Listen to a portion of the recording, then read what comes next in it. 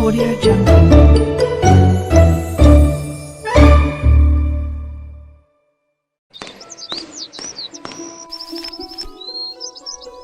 নাও ঠাকুমা, বাজার এনেছি, তাড়াতাড়ি খেতে দাও। দেরি হলে হরি কাকা আবার দু কথা শুনিয়ে দেবে। তারপরেও আজ আবার হাটের দিন, দোকানে কত কত বেচা কেনা। তুই স্নান সেরে আয়, আমি খাবার বাড়ছি। এই তো হয়েই এসেছে। আজ কি রেঁধেছ ঠাকুমা? প্রিয় আলু ভাজি আর গরম ভাত। বাহ, কিন্তু তুমি কি খাবে? তুমি তো শুকনো আলু ভাজি একদম খেতে পারো না। রোজ রোজ তো আর আলু ভাজি হয় না, বাজারে আলুর কত দাম। দুটো একটা করে আলু জমিয়ে আজ ভাজি করেছি। তুই আগে খেয়ে নে, আমি না হয় শুকনো মরিচ পুড়িয়ে হাতে পানি ঢেলে পান্তা করে খাবো। আমায় নিয়েও তো ভাবিস না তো। যা যা, তোর দেরি হয়ে যাবে যে। কি খবর টগর, কেমন আছো? এই তো কাকা, কেটে যাচ্ছে। বাহ, আজ তো অনেক মাছ পেয়েছেন। আপনার পুকুরের মাছগুলো তো বেশ বড় হয়েছে দেখছি। তা হবে না কেন বলো তো? মাছকে দুবেলা খাওয়াচ্ছি, যত্ন নিচ্ছি। বড় না হলে তো আর আমাদের সংসার চলবে না। তা বেশ, আমি করে বাড়ি যাই, ঠাকুমা অপেক্ষা করছে, আবার দোকানে যেতে হবে। তা লোকের দোকানে আর কতদিন শ্রম দিবি রে? এবার নিজেই কিছু একটা কর। কি করবো কাকা, না আছে জমি জমা, না আছে পয়সা করে। দোকান থেকে মহাজন যা দেয় তাতে আমার আর ঠাকুমার চলে যায়। আমি যাই কাকা। টগর, এই মাছটা নিয়ে যা রে, তোর ঠাকুমাকে সাথে নিয়ে খাস। এককালে মাসিমা আমাদের সকলের জন্য কত করেছে, আজ আমরা তার জন্য কিছুই করতে পারলাম না। নিয়ে যা। না না কাকা, মাছ লাগবে না, দিয়েছি যখন নিয়ে যা। আর কোনো দরকার লাগলে একদম জানাতে লজ্জা করবি না আমাকে। ঠিক আছে কাকা। টগর মাছ নিয়ে এসে দেখে দাওয়ায় খাবার আগলে ঠাকুমা বসে আছে। কি রে, করতে গিয়ে আবার মাছ নিয়ে ফিরলি? বাহ, মাছটা তো বেশ টাটকা, এখনো নড়ছে। দেখো না ঠাকুমা, ভুলু কাকা মাছ ধরেছিল, জোর করে একটা ধরিয়ে দিল। তুমি মাছটা রাতে জমিয়ে রেখো, রাতে এসে মজা করে খাবো। ঠিক আছে, এখন ভাতগুলো খেয়ে নে দেখি। আমি বরং মাছটা কেটে কুটে রেখে দিই। এই নাও। খাওয়া শেষ করে টগর এলো মাছের বাজারে। হরি কাকা মাছ সাজিয়ে বসে আছে। এই তোর আসার সময় হলো টগর, কত করে তোকে বলি হাটের দিন একদম দেরি করবি না, তা তো আমার কথা তোর কানেই যায় না। এই তো এলাম কাকা, সবে হাট বসতে শুরু করেছে। বাহ, কত মাছ এসেছে, এত বড় বড় ইলিশ মাছ। বর্ষার ইলিশ তো বড় হবেই রে পাগলা।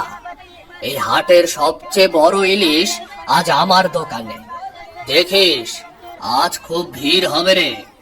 এখন বস চুপটি করে, মন দিয়ে সব দিক খেয়াল রাখবি, কেমন? ঠিক আছে কাকা।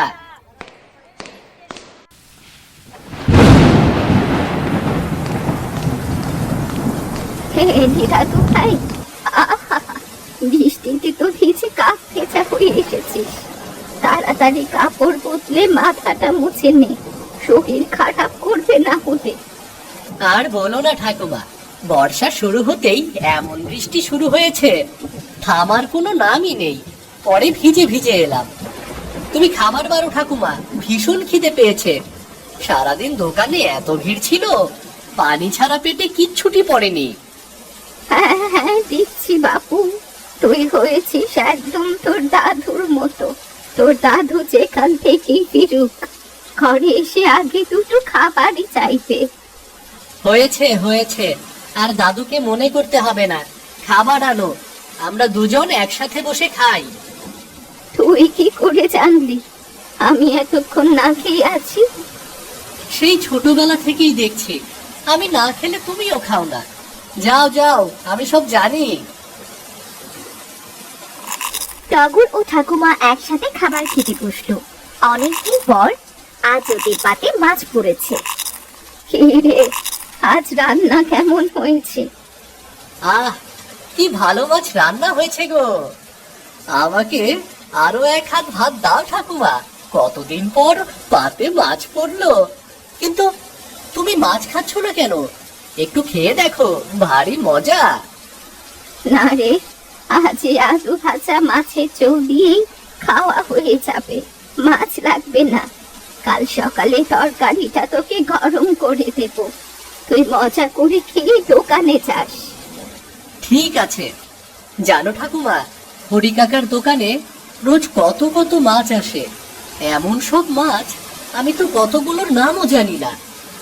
হ্যাঁ রে টগর, বর্ষা তো এসে গেছে, বাজারে বড় ইলিশ পাওয়া যায়। ঠিক আছে।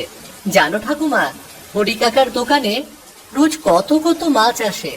এমন সব মাছ আমি তো কতগুলোর নামও জানি না। ও, তা দাম কেমন রে বড় ইলিশের? মাছের চেয়েও মাছের দাম বড় গো ঠাকুমা। আচ্ছা, সকলে এত দাম দিয়ে ইলিশ মাছ কেন কেনে? ইলিশ মাছ খেতে কি খুব মজা? মাংসের চেয়েও কি মজা? হ্যাঁ রে, ইলিশ খেতে ভারী মজা। জানিস না নাকি, মাছের রাজা ইলিশ। তোর দাদু নিয়ে আসতো ইলিশ, ইলিশ ভাপা, ইলিশ ভাজা, ইলিশ পাতুরি, কত কিছু রাখতে হতো তখন। আর ইলিশের মাথা দিয়ে কচু শাক তোর বাবা কত মজা করে খেত। কোথায় যে হারালো সেসব দিন।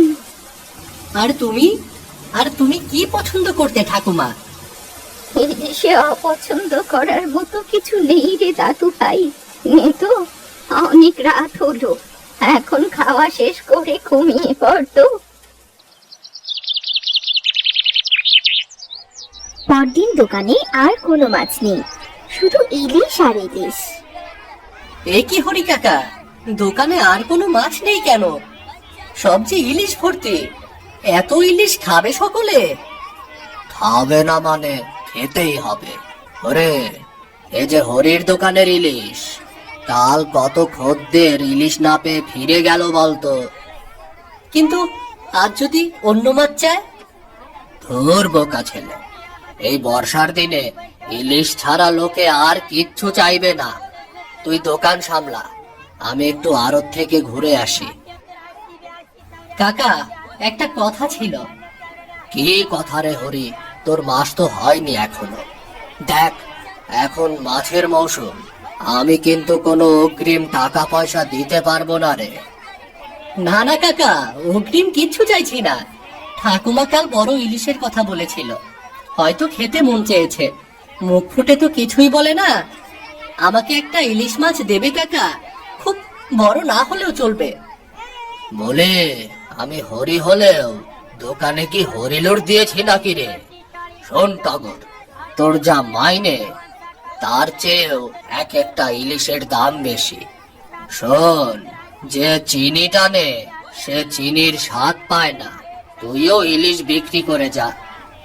দেখো না কাকা, যদি পারো কিছু টাকা না হয় প্রতি মাসে একটু একটু করে কেটে নিও। তোর মাথা কি খারাপ হয়েছে? তোর যে টাকা, ওটা কি কাটবো আর কি রাখবো? তাছাড়া একটা মাছের দাম 2 বছরেও তুলতে পারবো না এমন করে। এমন ব্যবসা আমি করি না বাপু। মাছের কথা ছেড়ে কাজে মন দে। টগরের খুব মন খারাপ হয়, কিন্তু তাকে তো কাজে মন দিতেই হবে। বাড়ি ফিরে টগর দাওয়ায় বসে থাকে। ও মা, দাদু ভাই, তুই কখন এলি? এসে আমায় ডাকলি না যে? খিদে পাইনি আজ? খেতে ইচ্ছে করছে না গো ঠাকুমা। স্নান করে আয়, দেখবি খিদে পাবে। তোকে একটা কথা বলতে চেয়েছিলাম। কি বলবো গো ঠাকুমা? আমার ভাই আসবে বলে খবর পাঠিয়েছে। এখন ঘরে অতিথি এলে তাকে খেতে দেব কি বলতো? আমাদের তো নিজেদেরই নুন আনতে পান্তা ফুরোয়। কি আর খেতে দেবে? ভাত, আলু ভাজা আর ডাল। এতদিন পর আসবে, পাতে একটু আমিষ না দিলে? আচ্ছা, দেখি কি করা যায়। এখনো তো মাইনে পাইনি। তুমি চিন্তা করো না। টগর কি করবে ভাবতে ভাবতে পুকুর পাড়ে এলো। সে এসে দেখে ভুলু মন খারাপ করে বসে আছে। কি হয়েছে কাকা, আপনার মন খারাপ কেন? না, ও কিছু নয় রে। তুই অবেলায় পুকুর পাড়ে? আপনার কাছে এলাম কাকা। ঠাকুমার ভাই আসবে, আমাকে যদি একটা মাছ দেন তাহলে আমি মাইনে পেলে দামটা মিটিয়ে দিতাম। মাছ কোথা থেকে দেব রে বাবা? আমার মেয়ের বিয়ে সামনে, এই পুকুরটাই বিক্রি করে দিয়েছি কাল মহাজনের কাছে। গয়না বানাতে দিতে হবে, তাই তো বসে দেখছিলাম পুকুরটা। ও, কোনো ব্যাপার না কাকা, আমি দেখছি কি করতে পারি।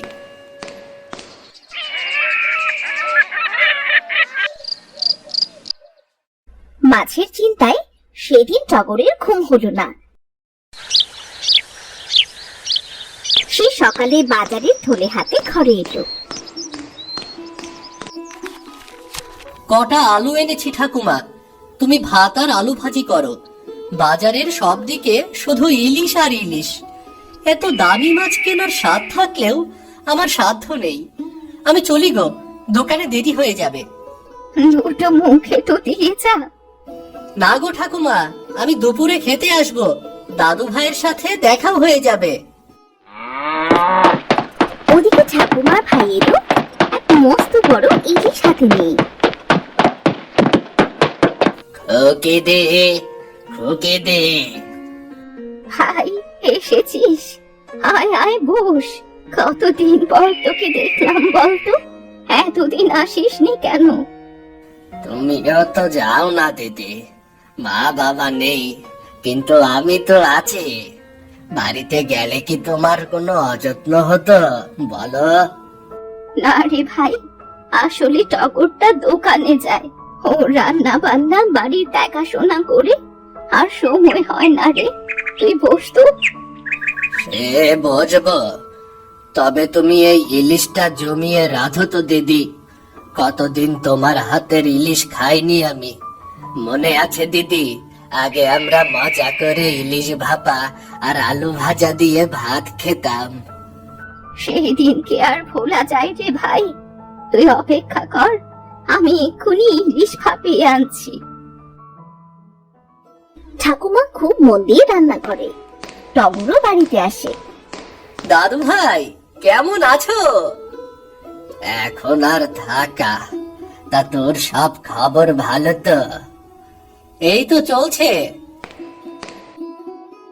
সব গল্প পরে হবে, আগে এসো তো। গরম ভাত, আলু ভাজা আর ইলিশ খাও সকলে। তুইও বস না দিদি, ছোটবেলার মতো একসাথে আলু ভাজা আর ইলিশ খাই। ছোটবেলাকে ফেরাবো বলেই তো ইলিশ নিয়ে এলাম। ঠাকুমা আলু ভাজি পছন্দ করে। হ্যাঁ রে টগর, আগে তো প্রতিদিন দিদির জন্য আলু ভাজি করত। আলু ভাজি ছাড়া অন্য কিছুই খেত না। কিন্তু ঠাকুমা যে বলে আলু ভাজি শুকনো, খেতে ইচ্ছে করে না। তার মানে সবটুকু আলু ভাজি আমাকে খাওয়াবে বলেই বলে না কিছু। হয়েছে হয়েছে, তোকে আর মানে খুঁজতে হবে না। বাহ, ইলিশের কি ঘ্রাণ! আহ, আলু ভাজি আর ইলিশ খেতে এত মজা! কতদিন পর তৃপ্তি করে খেলাম। দাদু তুমি থাকো, আমি দোকানে যাই, নয়তো হরি কাকা রাগ করবে। এখনই চলে যাবি? একটু জিরিয়ে নে। না গো ঠাকুমা, তুমি তো হরি কাকাকে জানো না। তোর আর অন্যের দোকানে কাজ করতে হবে না টগর। তোর ঠাকুমার সম্পত্তির এই টাকাগুলো আমি তোর জন্য এনেছি। তুই একটা মুদি দোকান দিয়ে ব্যবসা কর। তোর জীবন তো পড়ে আছে, এভাবে আর কতদিন চলবে? কিন্তু ভাই, আমার সব তো আমি তোকেই দিয়েছি। তুমি আর টগর কষ্টে থাকলে আমার ভালো লাগে না দিদি। তার চেয়ে টগরটা নিজের পায়ে দাঁড়াক। তোমরা ভালো থাকো, আমাকে যেতে হবে, নয়তো শেষ বাসটা পাবো না। তাই বলে আজই চলে যাবে? চলে যাব, কিন্তু আসবো না তা তো বলিনি। তুই দোকান দিয়ে গুছিয়ে নে, বর্ষার শেষে আবার আসবো।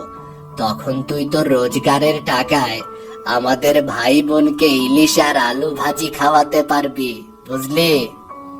ঠিক আছে দাদু ভাই, তাই হবে। আমরা তোমার আসার অপেক্ষায় থাকবো।